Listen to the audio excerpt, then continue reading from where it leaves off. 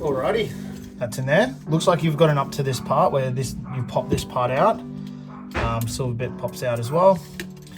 What I've noticed on your one is that actually one of these holes are blocked. What you can do is just get like a little screwdriver, similar to this, and just push it in, make sure all these holes are clear. Next thing you got to do is just peel all of the old rubber off, just like this. Make sure it's nice and clear. I just generally use a little screwdriver and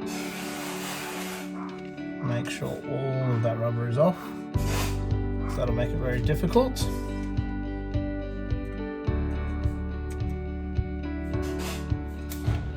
Alrighty.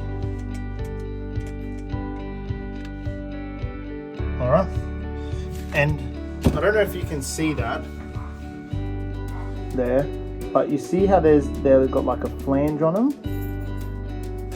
That makes it very difficult to push back in. So what I generally do is just use a file and just file these down just a touch, which makes it a lot easier to get back in. So I just get my file and do this side first. Just do this side first. Like that. Then we'll do the other side. You could even use nail clippers and just clip them off a tiny bit, but I just generally use a file.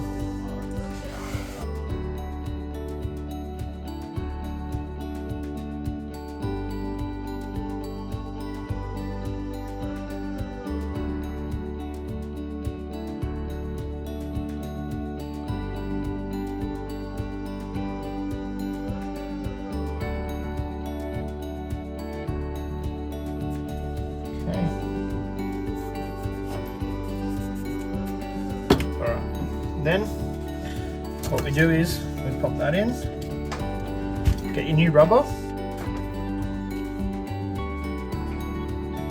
pop it in on that.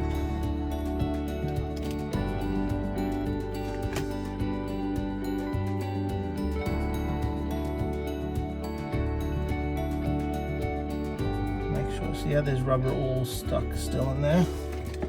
It's not going to allow this to go on properly. Make sure you remove all of that rubber. Let's get that out of that lip.